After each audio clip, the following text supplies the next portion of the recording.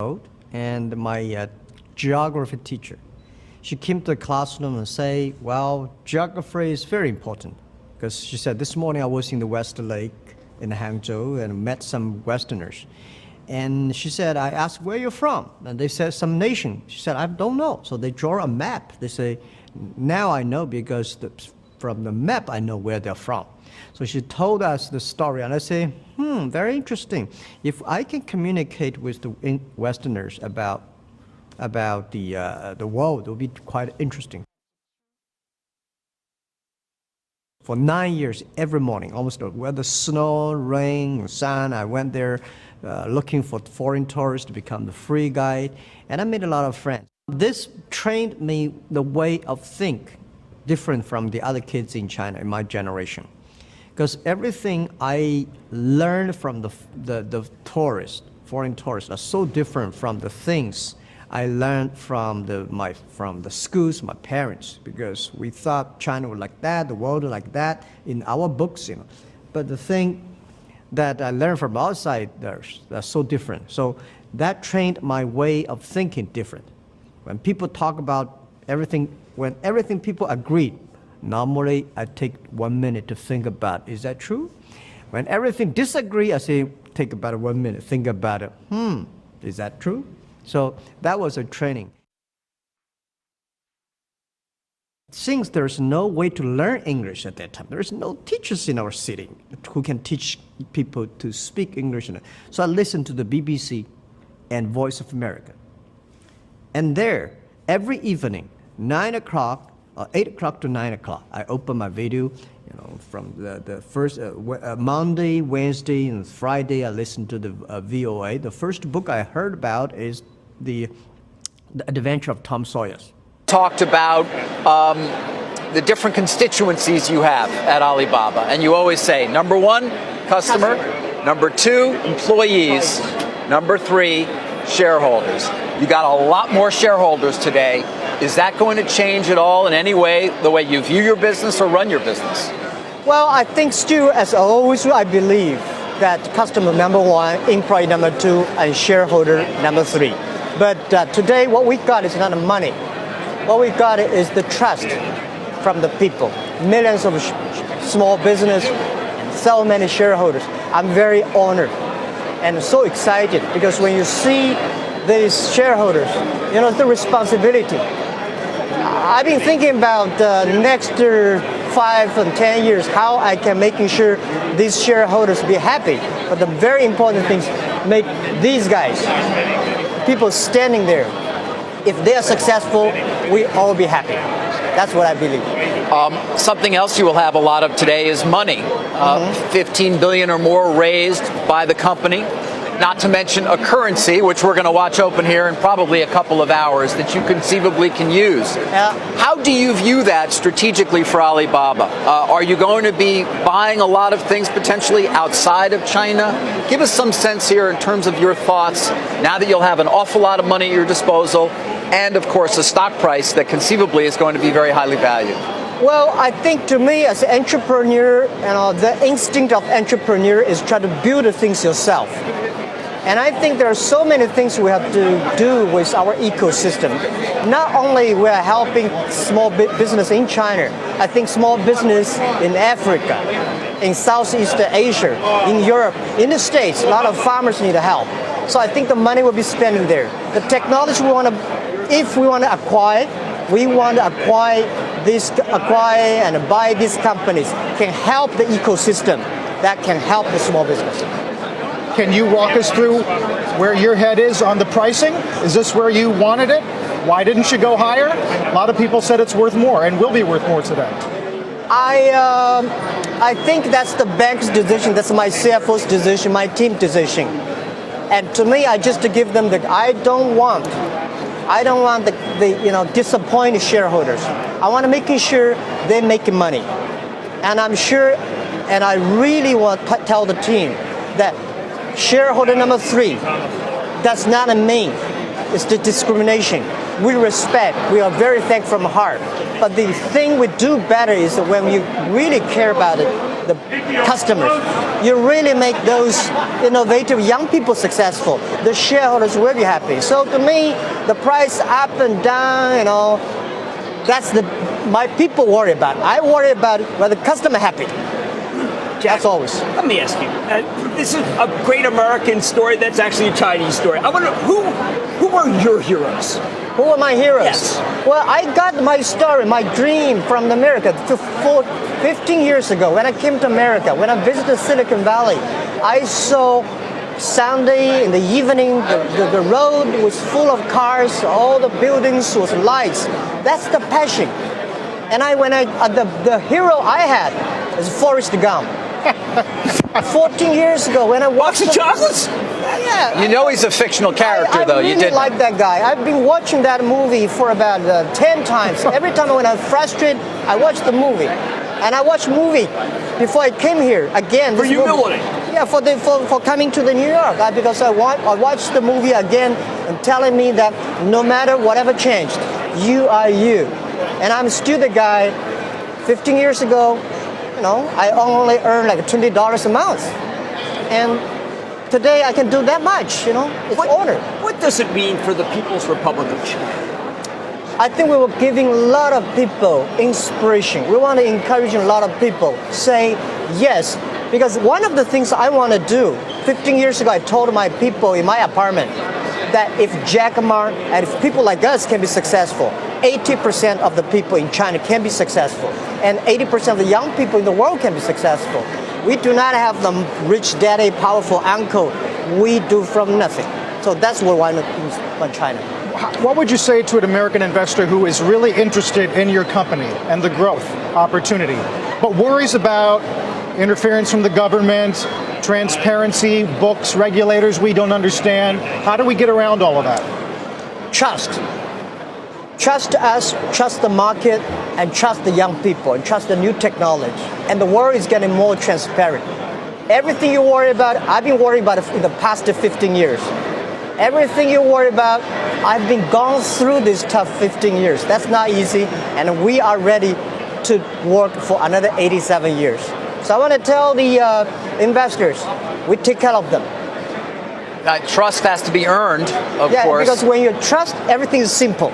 If you don't trust, things get complicated. And so when we talk about transparency and people look at the Alipay transaction, which got a great deal of publicity at that time and certainly was not something Yahoo was happy about, how should we view that? Well, someday people will find out. And today is not time. And I would say I have 25,000 smart people. If I do anything wrong, untransparent, I'll put that company into my pocket. And why I've been keep on telling mission, a vision, a value for 15 years. People would leave us. And we are making sure the ecosystem, somebody has to make tough decisions. As a CEO, you're balancing, and I'm doing that. And I want to say, someday, time not ready, but when people realize, when people know the real story, they will feel proud. Okay, well, feel free to come back and tell it to us when you're ready. I feel proud. I would just say one thing. The decision for Alipay was one of the most painful decisions I have ever made in my past 15 years business career.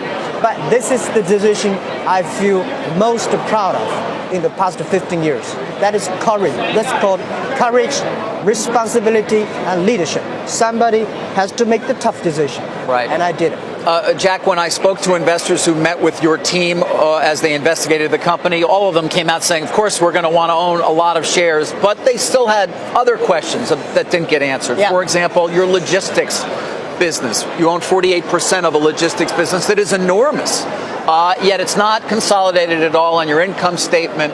Some people worry, well, will a day come when that has to come on board, and what will that mean for what we're looking at in terms of the numbers at Alibaba? Okay, the good thing is because the logistics system is not good in China. That gives us opportunity. If it's already very sophisticated, then why would they need us? One of the reasons why e-commerce in China grow faster than the USA, because the infrastructure of commerce in China was too bad.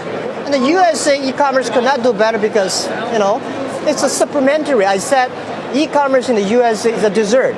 and in China become a main course. And logistic, we are talking about the 27 million packages in China totally every day. But what we will see in 10 years will be 200 million packages every day. So we have to solve that problem, not today's problem. 200 million packages which I think a day. in 10 years. Jack, I think there's a misperception also. I think people say, well, it's Amazon, but if I have an idea for a company, I have a product, I know I can go to your site and I can find someone in the world who will manufacture my product for far less. Talk about the idea that this is maybe the great entrepreneurship site of all time. Exactly. This is what we are doing. Our mission is helping doing business easier. So we were giving not only traffic, we give technology, we give logistics, we give trusted record. We also give the financial service for small, medium size. They don't worry about that because when I was doing my business 15 years ago, nobody supported us. So today we want to build up this infrastructure. Then anybody, if you have ideas, come to our site, working hard. Everybody is a fair play game. But you also care about making sure that there's no slave labor involved. No. Talk about that because that's important because I don't want to communicate with someone where I end up in a factory that collapses. Now, we have a strict rules to see that. And also, intellectual properties and copycats and fake products, these are headaches of the world. And we are solving that. And the thing is that it's not about the slave. You see, 49% of the power sellers on our side are women. The women entrepreneurs coming up. And A lot of the customers today were female. Yeah, we would not unpurposely selecting around 500 women. I mean, we feel so proud. Here's an obvious question. Yep. Are there American companies on your shopping list, and which ones are them? Well, I think there are a lot of American companies I would like to learn from. Whether they will sell, we can buy, or we can work together, that's not important. Important is that if we can work together, helping small guys, I would do anything. But if they thinking about making money, well, we can in the long term. But helping small business, making sure the ecosystem is healthy for the small business, we would do anything. Jack, where's China right now? The PRC's been cutting the repo rate last night. They've been doing these big bank injections. We have an impression that China is slowing, but is that just the export market? Is the consumer doing better in China than we realize? Oh, absolutely. And we are helping that. This is the power of Taobao, the power of Alibaba. The 300 billion sales every year. So we want to go to countryside and making sure they grow. Jack, 300 billion in gross merchandise value. How big can Alibaba become? Well, we have a dream, which probably I'm not about to say, but I think we value that the China changed because of us in the past 15 years. And we hope in the next 15 years, the world changed because of us. We want to be bigger than Walmart. We want to be bigger. It's not about the size. We want to learn from Walmart. They changed the business last century. They strengthened the B2C. And we hope 15 years later, they say, this is the company like Microsoft, like IBM, like Walmart. They shape the world. We have to let you go, but before we do, you're worth now, or will be, more than the GDP of Estonia. What are you going to do with that money? What are the main? Still focusing on our mission. I mean, But your own personal wealth. For me? Yes. Well, this is a headache thing. I guess I'm going to spend. When I was, I think, 14 years ago, I asked my wife, "Do you want your husband to be a rich man or a business guy?" She said, "Of course, I respect a business person," because she never thought I would be a rich person. Because we were having fun doing it. So today, I think, and then later I said, before I'm 50 years old, my job is making money, helping other people making money. After I'm 50 years old, which is today 50 years old, I was spending money, trying to making sure more people get rich. Because you cannot spend a lot of money, right? So my job is spending money, helping others. This is a headache. Jack Ma, thank you. We will be following the opening, of course, of Alibaba. And by the way, what's in the box? Oh, yeah. Oh, yeah. Okay.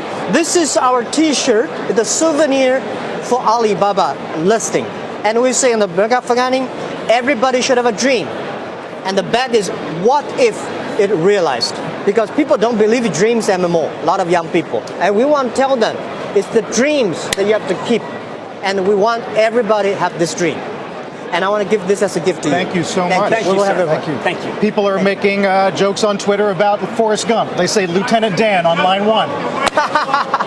Thank you. Jack Ma, the chairman of the Alibaba Group, thank you for joining us. We look forward to seeing you again. Okay, thank you very much. Thank you. Take care. Have a great day. Thank you.